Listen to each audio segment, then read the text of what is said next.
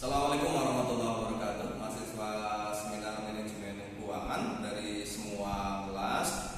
Hari ini saya akan mencoba memberikan tentang bagaimana bab 3. Ya, bab 3 itu adalah tentang metodologi penelitian. Jadi bagaimana memilih alat sebenarnya.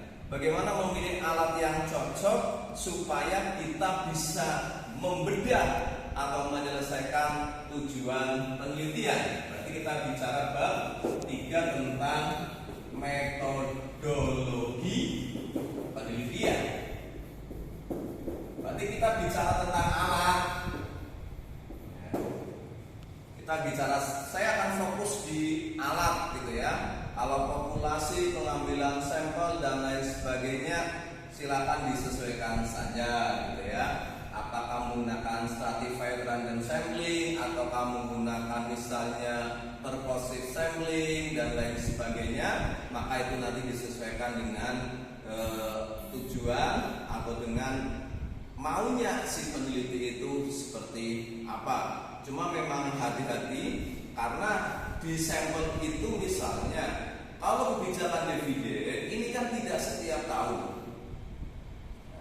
Maka sebenarnya seorang peneliti itu tidak harus memaksakan harus ada setiap tahun, misalnya 3 tahun berturut-turut kok ternyata susah untuk dicari, maka bisa perusahaan yang membagikan dividen di tahun manapun bisa dimasukkan sebagai sampel. Walaupun di skripsinya kita itu belum lazim, tapi itu diperbolehkan dan sudah saya praktekkan waktu saya membuat jurnal internasional dan itu tidak masalah. Oke, saya akan bicara alat. Yang pertama, lihat judulnya dulu. Ya. Penelitian itu penelitian yang kualitatif atau penelitian yang kuantitatif. Misalnya judulnya pengaruh. Maka pengaruh itu alat ujinya itu bisa menggunakan SPSS. Ini kan regresi nih, ya. Regresi. Bisa menggunakan SPSS, bisa menggunakan AMOS, bisa menggunakan LISREL, bisa menggunakan EVIUS, ini ya, bisa menggunakan EVIUS. Berarti ini khusus untuk yang regresi, ya. Regresi SPSS ya berarti regresi. Ini diambil yang regresi, kemudian diambil yang regresi, diambil juga yang regresi. Nah, lalu apa bedanya antara regresi yang ada di SPSS, di AMOS, di LISREL, di EVIUS? Mungkin juga ada yang namanya PLS, partial least square, ada ordinal least square. Sebelum sampai ke sana, maka saya akan menjelaskan terlebih dahulu. Regresi itu juga ada yang regresi sederhana. Sederhana itu Y sama dengan A plus BX saja. Kemudian ada yang berganda Y sama dengan A plus B1 X1 plus B2 X2. Ada lagi yang namanya regresi bertingkat.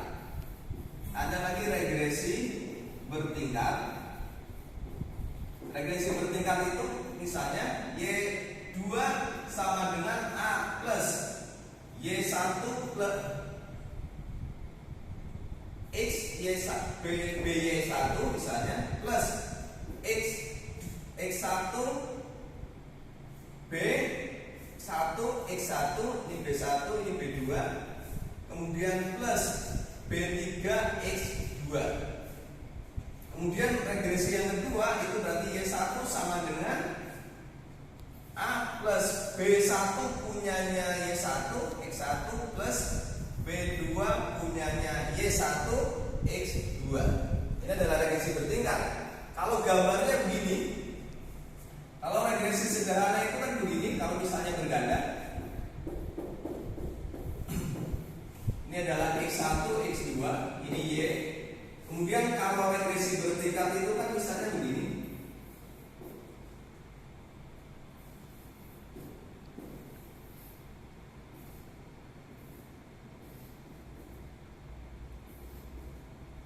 Berarti ini X1, X2, Y1, Y2. Artinya apa? Pengaruh X1 terhadap Y2 melalui Y1. Ini ada lagi yang moderasi. Kalau moderasi itu begini, X1 ke Y misalnya dimoderasi oleh X2. Ini moderasi. Moderasi itu gambarnya titik-titik. Itu akan beda lagi. Nah, kita sekarang masuk ke sini. Kapan kita menggunakan SPSS untuk regresi? Gitu kan? SPSS untuk regresi ini digunakan untuk regresi sederhana dan regresi berganda. Kalau soalnya misalnya pengaruh. Nah, kapan kita menggunakan AMOS? AMOS itu digunakan untuk PET analysis. Ini kan namanya PET analysis atau diagram PET, ya. Untuk jumlah sampel yang besar. Untuk jumlah sampel yang besar. Ini berarti PET analysis untuk jumlah sampel besar. Sampel besar itu berarti di atas 100.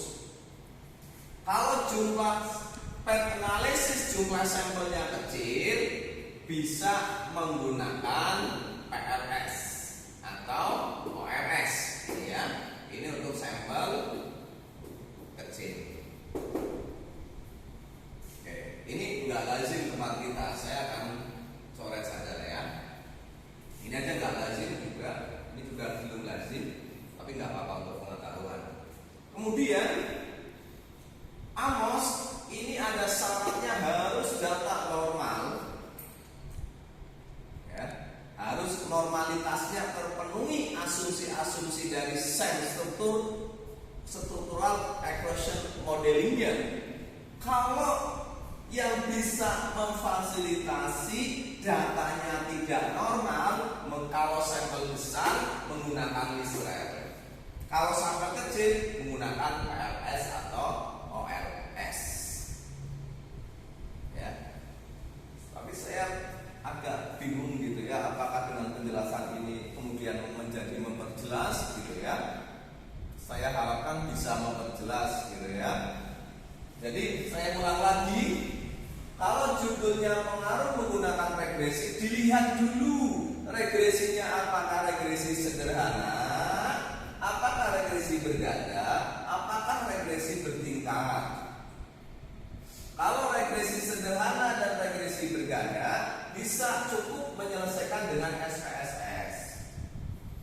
Kalau regresinya bertingkat, misalnya pengaruh likuiditas terhadap profitabilitas dengan dimediasi oleh struktur modal, maka kamu harus menggunakan AMOS. Nah, kalau sampel besar dan datanya normal, kalau sampel besar datanya tidak normal, silakan pakai Lisrel Evius. Kalau sampel kecil, silakan pakainya PLS. Ini, Bapak kok membingungi? Ya memang bingungi kalau belum pernah baca bukunya. Jadi kalau misalnya teman-teman ini butuh buku, silakan pinjam atau beli. Saya punya ini. Saya punya SPSS, AMOS, Lisrel, PLS, saya punya bukunya, karangan Pak Imam Ghazali semua. Ini ya, boleh Pak dipinjam?